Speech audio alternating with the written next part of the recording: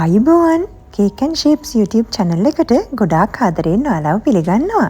ඔන්න ඉතින් අද මේ වීඩියෝ එකෙන් මම ඔයාලට කියලා දෙන්න හදන්නේ ස්මෑෂ් කේක් එකකට ගැලපෙන ඉතාමත් සරල ඩිසයින් එකක් කරගන්නේ කොහොමද කියලා. ඉතින් මේ ඩිසයින් එක ගොඩාක් ලේසියෙන් අපිට කරගන්න පුළුවන්. එහෙනම් ඉතින් අපි වීඩියෝ එකට ගිහින් බලමු කොහොමද මේ ඩිසයින් එක කරගන්නේ කියලා.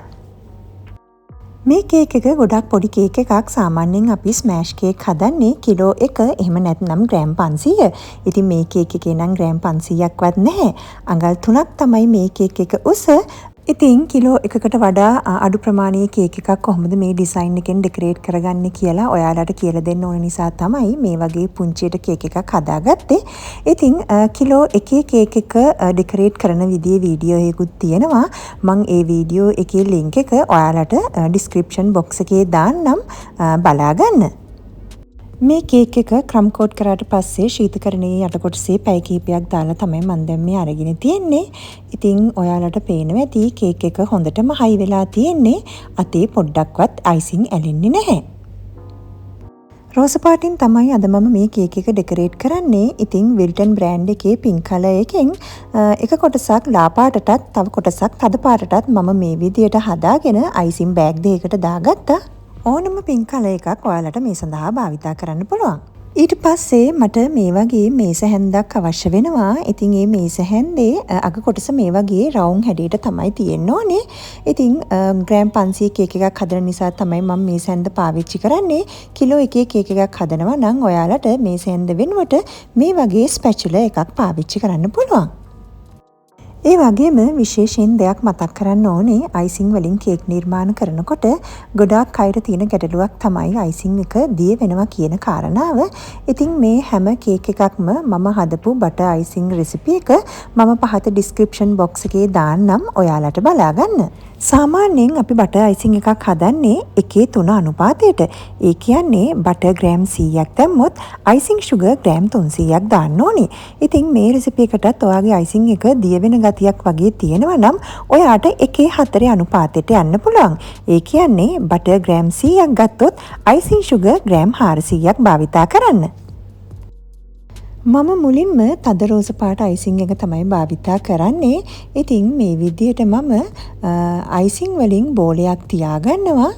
ඊට පස්සේ හැන්ද අරගෙන අයිසිං බෝලයේ මැදින් ටිකක් තද කරලා මේ විදියට පස්සට අදිනවා. ඊට පස්සේ නැවතත් මේ විදියට තවත් අයිසිං බෝලයක් මැදින් තියලා කලින් විදියටම හැන්ද අරගෙන ටිකක් තද කරලා පස්සට අදිනවා. ඉතින් මේ කරන හැම වාරයක් ගානෙම ඔයා හැන්ද හොඳින් පිහදාන්න ඕනේ. ඉතින් මේ විදියට අයිසිං වලින් නිර්මාණ කරනකොට ක්‍රම් කෝට් අයිසිං එක හොඳින් හයි වෙලා තියෙන්න ඕනේ.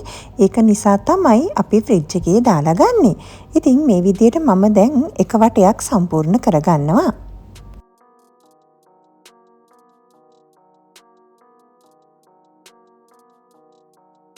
මේ විදියට මම එක වටයක් තද රෝස පාටින් සම්පූර්ණ කරගත්තා. නැවතත් මං ඒ පාටම භාවිතා කරලා තව වටයක් සම්පූර්ණ කරගන්නවා. ඉතින් මෙතනදී අපි නතර කරපු තැනින්ම පටන් ගන්න මතක තියාගන්න ඕනේ. මේ විදියට අපි දාන හැම ලයින් එකක්ම එකම තැනකින් පටන් අරගෙන එකම තැනකින් ඉවර කරන්න ඕනේ.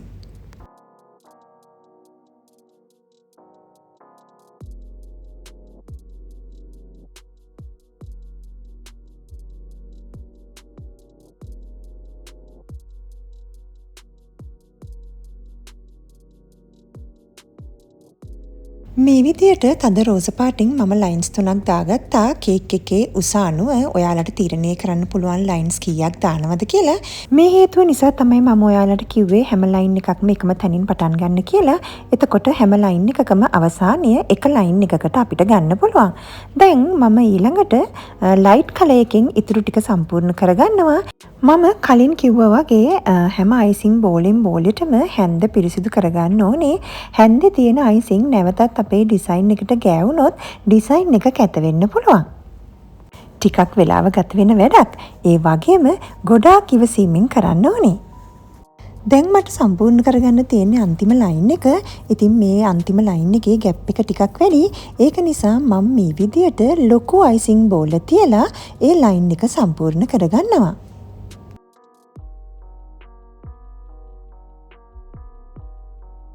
මේ විදියට කේක් එකේ පහළ කොටස සම්පූර්ණයෙන්ම මම කවර් කරගත්තා.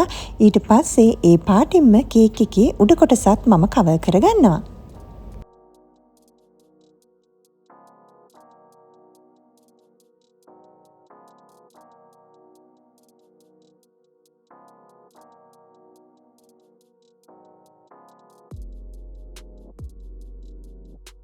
ඉතින් මම දැන් කේක් එක ඩෙකරේට් කරගෙන ඉවරයි.